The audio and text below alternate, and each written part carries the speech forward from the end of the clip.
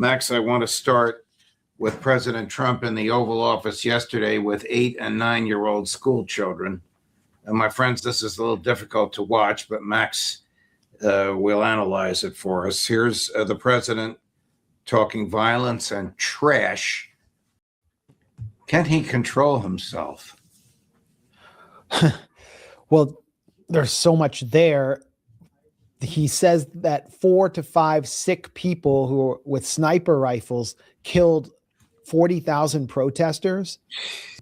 And at the same time, Trump, in a previous unintentional disclosure, said that, the U.S. has armed the Kurds and that they were involved in these so-called protests, which were actually regime change riots aimed at toppling the government of Iran. And here we are after 40 days of warfare imposed on Iran, and Trump has failed to achieve any military objectives. Leading up to February 28th, when Trump went in with Israel to attempt to decapitate the Iranian government and its entire leadership, with Trump convinced after a Situation Room meeting with Netanyahu, where the Israeli prime minister sat at the head of the table and Trump sat to the side, that these decapitation strikes would lead to a capitulation of the Islamic Republic and the protests returning to the streets and overwhelming the government and the IRGC and taking control. After all of that, he has failed to achieve any military or political objectives stated at the outset. And before February 28th, Trump had failed to offer any explanation to the American public for why this needed to take place. In the past, we'd have George W. Bush telling us about, we need to stop WMD. We found yellow cake. They would deploy a series of lies about looming mushroom clouds. Now there's nothing. So now, after all of these failures, 40 days and then a ceasefire, and then the U.S. extending the ceasefire unilaterally after Iranian negotiators simply failed to turn up in Islamabad because they understand that these negotiations are cover for more warfare and are essentially a joke, Donald Trump is making the case to random school kids that Iran will kill them in 2 weeks and that we're facing a new Cuban Missile Crisis. That's his case to the American public, trying to scare random school kids, and it's not working. The public is completely done with this war. Donald Trump is unable to continue the war, and at the same time, he's unable to move away from the war for various reasons. And so that helps set the backdrop, I think, for the massive failure. Oh, but Max, it's 2 different wars. They changed the name from Epic Fury to Project Freedom. That restarts the clock. Let's see. Epic Fury lasted 6 weeks. Project Freedom, did it even last 6 hours? Epic Fury began as Epstein Fury and ended as Epic Fail. U.S. military bases across the region. The Washington Post reports, as those of us who were, for example, following this more closely, that around 230 military assets, sites, bunkers, billion-dollar radar systems were destroyed, most of them in Kuwait and Saudi Arabia at the key bases. Al Udeid Air Base has also lost its major radar systems. The Washington Post just reported today, citing a CIA source, that Iran still has 75% of its ballistic missile stocks and its capacity to fire them. I suspect that's an underestimate. And so returning to war would mean the further destruction of U.S. bases.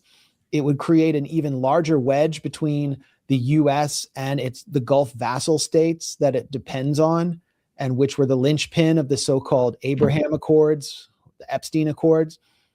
We now know that Saudi Arabia and Kuwait both refused to provide the U.S. with overflight access or basing rights or basing access when Trump launched Project Freedom. That's a signal of how badly Epic Fury was an epic fail. Project Freedom is launched the U.S. announces that it's going to guide boats through the Strait of Hormuz. No shipping companies agree. No insurers will abide by this policy. It's absurd on its face. The U.S. claims, or Trump claims, that the U.S. Navy will provide tankers with the locations of Iranian mines, even though Iran has lost the location of many of its own mines. No mention of the likelihood of drones or missiles incoming on those ships. A South Korean tanker was hit, and that was pretty much the end of Project Freedom. The U.S. attempted to send some destroyers or some other ships through, and they faced warning shots from Iran. Trump declares that Iran's navy is totally obliterated, that Iran's military is obliterated, and that even more crucially, that his naval blockade of Iranian ports has utterly decimated Iran's economy. And the CIA comes out today via the Washington Post and said that Iran can hold on for at least 3 to 4 months under U.S. naval siege as the global economy spirals and fertilizer is failing to arrive to U.S. farmers in the heartland, in Trump's base. Donald Trump, during a spree of posting AI slop throughout the night, published a photograph, an AI photo of himself holding 5 or I think 6 Uno cards, which actually means he's losing according to the rules of Uno, and declared he has all the cards. He has absolutely no cards to play because he's clearly afraid to go back to war and see the decimation of U.S. bases, the unraveling of the U.S. Gulf vassal states, which are literally facing destabilization, economic collapse. Dubai is at 10% occupancy of its hotels, yet he can't not go to war because of pressure from the Israelis and his own inability to simply accept failure. And so he's stuck in this frozen policy, which is devastating the global economy. So Trump says he has all the cards. And for someone who spent a lifetime in the sleazy culture of casinos, Trump Casino, he should know when to fold him, but he doesn't. Are people finally starting to ask why Israel can have nuclear weapons and Iran can't? 39, this is a real turning point. Just the fact that anyone has dared put this forward. Let me pull up this letter. This is a letter signed by mostly the progressive caucus of the Democrats. The most prominent one would be Joaquin Castro. It's under his name. And then you'll see all the familiar names of the more progressive Democrats. And it does raise questions about why something like 150 Democrats in the House won't sign this letter, because it seems kind of like a no-brainer. But the letter declares that the U.S. should end its policy of recognizing Israel's strategic ambiguity about its nuclear program at the Dimona Negev nuclear facility, which is completely unregulated and, thanks to U.S. diplomatic cover, can exist without IAEA inspections. And the reason is the U.S. is now waging a war side by side with Israel against Iran in order to supposedly prevent Iran from getting nuclear weapons. The reason Iran has a nuclear program with breakout capacity is because it has faced regime change, warfare from Israel, a secret or ambiguous nuclear power. So this letter makes perfect sense. It's time for the U.S. to acknowledge that it's waging war with a fellow nuclear power, that the UK has been involved in this war, and it is also a nuclear power. And, you know, there's a certain irony here, which is that the U.S. actually helped Iran develop its nuclear program through Eisenhower's Atoms for Peace. Iran's nuclear program didn't begin under the Islamic Republic. It began under Shah Mohammad Reza Pahlavi. I actually visited the nuclear reactor in Tehran that Pahlavi developed for civilian purposes. And now it's a source of concern. Israel at the time actually was helping train Iranian nuclear physicists and scientists. So now it's a source of concern because Israel's worried, because it would be a deterrent against a regime change war. So this letter, you know, rips the cover off Israel's hypocrisy. It mentions Mordechai Vanunu, who other than Julian Assange and a few other figures, is one of the bravest whistleblowers in history. He was a technician with special security clearance at the Negev nuclear facility in the 1970s, who exposed to the international media that Israel had a secret nuclear program that the United States and France had helped develop. Israel then hunted Vanunu, has hunted him and tortured him for his entire life since then. The Mossad captured him after drugging him, I think deploying a honey trap, brought him back to Israel, convicted him, sentenced him to like 20 years or a lifetime in prison, where he was held in solitary confinement for 11 years. I actually met with his brother years ago when I was in Israel, and his brother told me that the solitary confinement had devastated Vanunu's mental state. He was basically being murdered in real time by Israel through solitary confinement and torture as the price of exposing this program. Well, now there's no hiding it anymore. It's under official congressional letterhead. One incident that I wish that Joaquin Castro and the House Democrats had mentioned is the NUMEC scandal, in which nuclear material was stolen.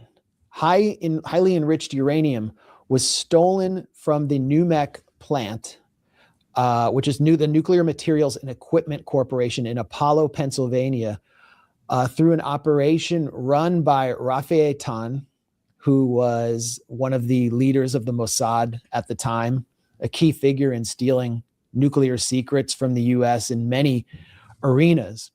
And this entire incident was covered up by James Jesus Angleton, who was a double agent for the CIA and Mossad and was the head of the CIA's Israel account while he simultaneously ran its counterintelligence operations. It's time to understand how Israel obtained its nuclear weapons capacity, not only through secret cooperation with the US and diplomatic cover from the US, but actually by stealing America's nuclear secrets, also in stealing data from the Los Alamos facility.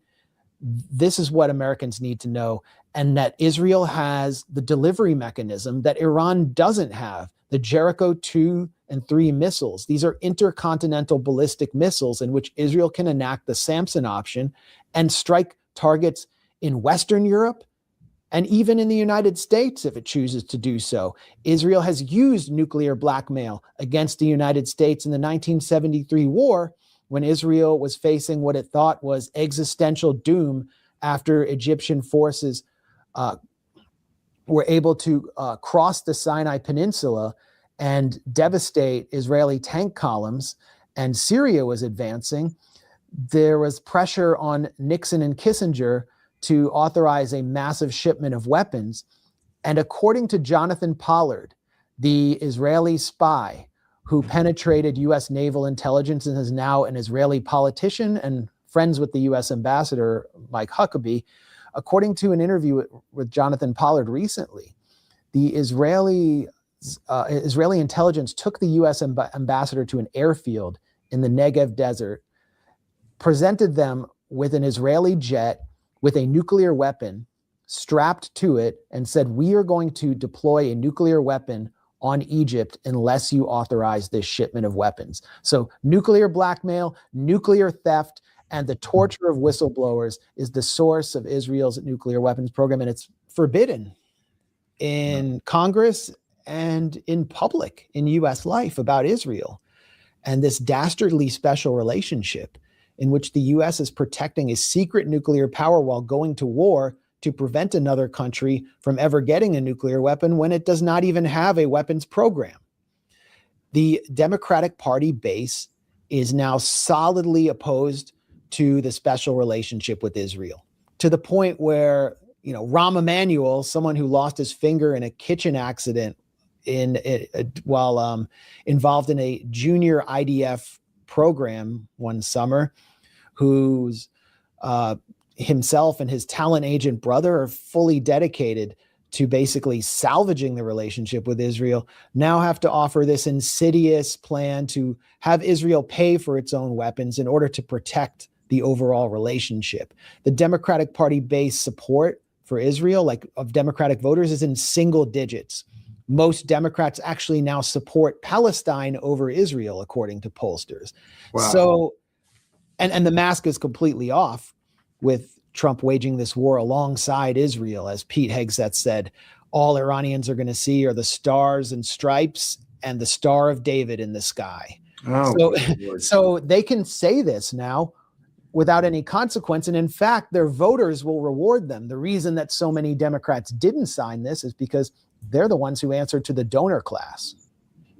We are aware of, I'm segueing here, Max, people in the White House making money off of insider trading on the basis of Trump's manipulations of the market. Yes, this goes back to our discussion of Project Freedom, which lasted about 24 hours, complete failure. But for Trump and his cronies, Trump Incorporated, it was a giant success because we saw, as Trump wrapped up Project Freedom, suddenly something like 7 traders placed massive shorts on oil. And they were betting on the price of oil going down. Not seven, but a series of traders. Okay, 7 hours after the oil shorts came in, Axios reported that the U.S. and Iran are close to a deal and that they're reviewing a 2-page memorandum from the U.S., which I could have told you right out of the gate that was a complete lie. And I would know it was a complete lie because of who was on that byline. That article was authored by Barak Ravid, who is Axios's main reporter on Israel-Palestine affairs, on the Middle East, and is based in Washington, but is a veteran of Israel's Unit 8200 intelligence unit, is a former Israeli reservist. And he is the main stenographer and water carrier for Jared Kushner, Steve Witkoff, and Donald Trump. In the last 19 days, Barak Ravid has put forward 5 false stories claiming the U.S. and Iran were close to a deal or that the conflict was winding down. And each time, bets would come in or oil shorts to generate insider trading profits for Trump cronies. There appears to be coordination here between Ravid and his employers at Axios and the Trump administration to make money for Trump Incorporated off this war while lying to the public. Every time those stories come out, Iranian officials shoot them down, as they did this time. Mohammad Ghalibaf, the Iranian parliamentary speaker, called Axios Fosios, like falsios. In 2 occasions, Ravid has planted stories or published planted stories to make the case for war with Iran. So you're looking at a corruption ring in which at least $2.8 billion of insider trading profits have been generated through the planting of false stories with Barak Ravid and in other sources in order to manipulate markets while Trump loses the war and devastates the global economy and massively harms the economic future of everyday Americans who have to pay for higher fuel prices, especially poor, the working poor. The DOJ claims they're investigating these $2.8 billion of insider trades. It's going to be the biggest cover-up we've ever seen. Discredited reporters on the planet, Barak Ravid, and if you look at his Twitter timeline, his Twitter X timeline, he's having a meltdown right now. Because he's finally been exposed. But it's also Jared Kushner, Steve Witkoff, and Donald Trump. And one other point I should mention, how you could easily dismiss any talk of Trump making a deal. Well, Jared Kushner and Steve Witkoff, we know where their alliances lie. They're essentially Israeli assets. And the Iranian negotiating team knows that. The head of the National Security Committee for Iran's parliament just told our reporter at the Gray Zone, Wyatt Reed, in an exclusive interview, that the Iranians have no trust in Witkoff or Kushner for that reason. And they've just added a new figure to their team, Nick Stewart, from the Foundation for the Defense of Democracies, which is an Israeli cutout in Washington that has devised Trump's entire policy, including his naval blockade, Project Freedom. Nick Stewart, in comments that I published on a panel with Elliot Abrams, and another figure on the panel is the Secretariat for Crown Prince Reza Pahlavi. Nick Stewart said that he's opposed to any negotiations with Iran at all, including its reformist leadership, which is very inclined to make a deal with the U.S. because they're all part of a totalitarian regime that needs to be toppled. Wait a minute. He's opposed to negotiations and he's a part of the Witkoff-Kushner negotiating team? Jared Kushner just appointed Nick Stewart to advise Steve Witkoff on the Strait of Hormuz and these issues. That's the cover story. The real reason is to freeze out J.D. Vance and make sure that there will not be any deal according to the objectives of Israel, which all of these figures serve. Again, the Foundation for the Defense of Democracies is Israel's main think tank in Washington, and it has devised Trump's entire policy while freezing out any rational minds from the Trump administration. Minutes to talk to us about the freedom of speech in the UK.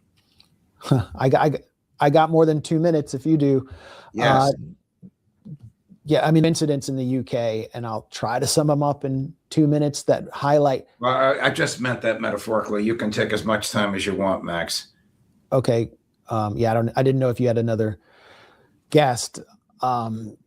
There are two incidents in the UK that highlight how the rights of British citizens have been corroded to the point of no return by a completely sold out and occupied political leadership led by, at least ostensibly led by, PM Keir Starmer.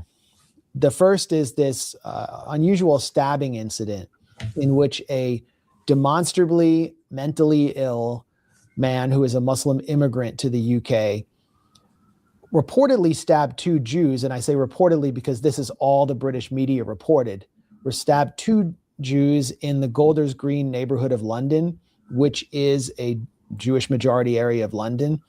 It was said to be this terrible anti-Semitic attack. It led to Keir Starmer delivering a national address in which he placed the blame firmly and solidly on pro-Palestine marches. And those who march, he said, are complicit in this and must be criminalized and punished for stating phrases like globalize the intifada, suggesting that he would apply 14 years in prison for anyone who said this. Not mentioned by Starmer, the Metropolitan Police buried this information, was that same man, first of all, had nothing to do with the Palestine Solidarity Movement, and earlier in the day had stabbed a Muslim man who lived in his flat. And back in 2008, he had attacked police officers, and he was a subject of surveillance according to Britain's PREVENT program, which is a counter-radicalization program that obviously failed. So this supposed terror attack looks more like a random attack by a mentally ill man. And then British media proceeded to blame that attack on Iran through a group that doesn't exist anywhere except on Telegram called Ashab al-Yamin al-Islamiyya.